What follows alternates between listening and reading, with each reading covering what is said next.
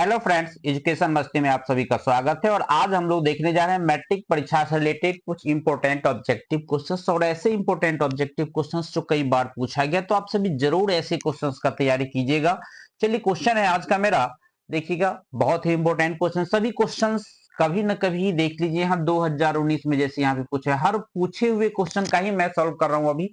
इस सब क्वेश्चन को आप जरूर तैयार कीजिएगा, ठीक है। और इससे पहले के क्वेश्चंस का भी मैं वीडियो बना चुका हूं, प्रॉब्लम हो तो आप देख लीजिएगा, जिसका लिंक मैं आई बटन और डिस्क्रिप्शन दोनों में दे दिया हूं। पहले क्वेश्चन नंबर 11 को हम लोग देख लेते हैं। क्वेश्चन कह रहा है कि 5, 15 और 20 की लौसो और मौसो का अनुपात है। लौसो और मौसो का अनुपात निकालना है, तो हम लोग क्या करते हैं, पांच देखिए, 5, 15 और 20 का अगर एलसीएम की बात करें, एलसीएम इसका आप सिंपल तौर पे निकालना जानते हैं, जिसका एलसीएम हो जाएगा 60। और एचसीएफ की बात करें तो एचसीएफ इसका हो जाएगा आपका 5, ठीक है।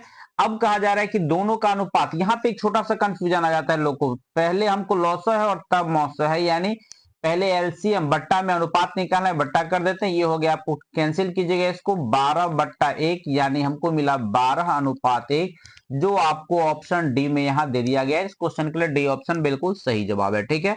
चलिए देखिए, यहाँ अगले क्वेश्चन को हम लोग देखते हैं। अगला क्वेश्चन है कि सबसे छोटी अभाज्य और सबसे छोटी भाज्य संख्या का गुणनफल। बहुत कंफ्यूजनल क्वेश्चन है, बहुत सारे स्टूडेंट इस टाइप के क्वेश्चन में गलती कर देते हैं। ये भी क्वेश्चन 2019 में पूछा गया है।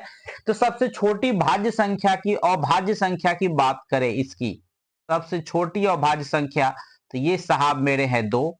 और सबसे छोटी भाज्य संख्या की बात करें, तो ये साहब मेरा है 4।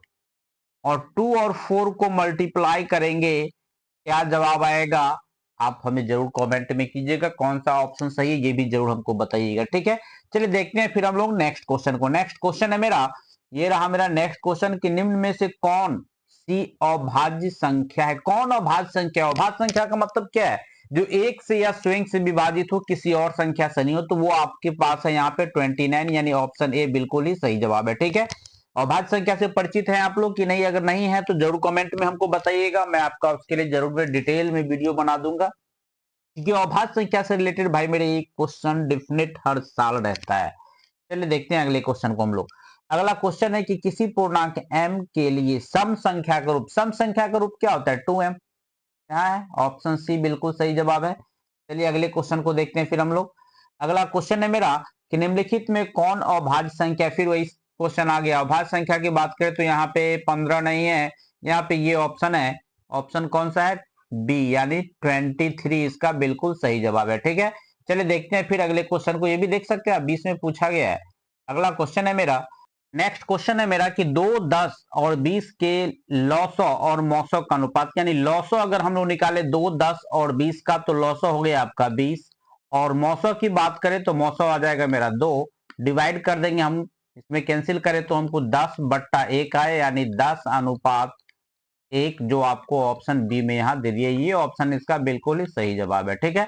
चलिए देखते हैं फिर हम लोग नेक्स्ट क्वेश्चन को। नेक्स्ट क्वेश्चन है मेरा, ये रहा मेरा नेक्स्ट क्वेश्चन कि यदि 65 तथा 117 का मौसो 65m-117 के रूप का है। देखिए बहुत ही बेहतरीन क्वेश्चन है ये, ध्यान देना। के रूप का है तो m का मान क्या होगा, 65 और 117 की बात करें तो अगर हम सिंपल तौर पे अगर HCF निकाल ले, तो मेरा क्या आ जाएगा, यहाँ पे 65 और यहाँ है मेरा 117, एक से लगा दे हम, यहाँ पे 65 हुआ, ये मेरा हो गया 52, फिर यहाँ 65 कर दे, फिर 1 से कर दे 52, यहाँ पे आ गया मेरा 13, फिर यहाँ पे कर दे 52, यहाँ पे सॉरी 4, यहाँ पे आ जाएगा आपका 4, ये हो गया मेरा 52, कैंसिल। यानी फाइनली देखिए हम कि HCF की बात करें, मौसो की बात करें, तो ये मेरा 13 आ गया, ठीक है। अब कह रहा है कि ये 30 नहीं, ये कह रहा है ये इसका जो रूप आता है, ये 65m-117 के रूप का आता है।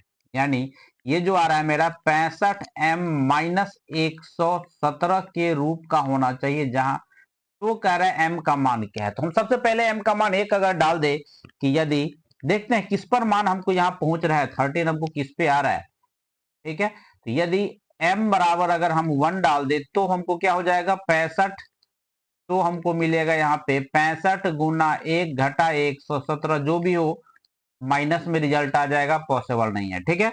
अब यदि m बराबर अगर हम 2 ले ले, m बराबर अगर हम 2 ले लेते हैं तो हमको क्या मिल जाएगा, 65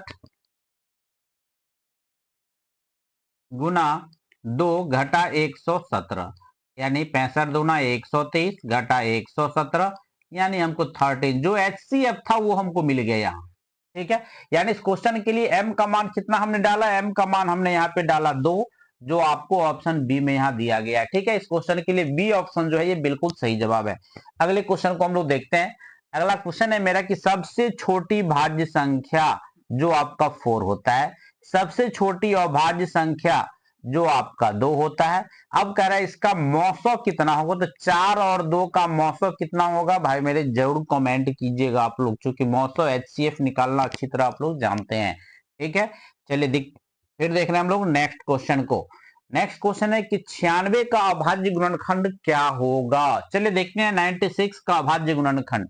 96 को अगर हम अभाज्य गुणनखंड निकालें, यहाँ पर 2 से ये हो गया 48, 2 से अगर फिर लगा दे तो ये हो गया मेरा 24, फिर 2 से अगर कर दे तो ये हो गया 12, फिर यहाँ पे 2 से कर दे तो 6, फिर यहाँ पे अगर हम 2 से कर दे तो 2 3 6। 2 कितनी टाइम्स आया गौर से देखिए, तो 2 मेरे पास आ गया 1 बार, 2 बार, 3 बार, 4 बार, 5 बार, यानी 2 का पावर हो गया मेरा 5। फिर गुना 3 कितनी बार आया, गौर से देखिएगा तो आपको 3 मिलेगा यहाँ पे 1 बार, तो यहाँ पे 1, यानी 2 का पावर 5 गुना 3 का पावर 1, 2 का पावर 5। यहाँ ऑप्शन सी ऑप्शन इसका बिल्कुल ही सही जवाब है, 2 का पावर 5 गुना 3 का पावर 1। ठीक है, चलिए देखते हैं फिर हम लोग नेक्स्ट क्वेश्चन को। नेक्स्ट क्वेश्चन है मेरा कि 6, 8 एवं 22 का लौसौ तथा मौसौ का अनुपात। बिल्कुल सेम क्वेश्चन, जरूर आप हमें कमेंट कीजिएगा, आपकी कमेंट का हमें इंतजार रहेगा। फिर मिलते हैं हम आपसे नेक्स्ट वीडियो में नए प्रश्नों के साथ।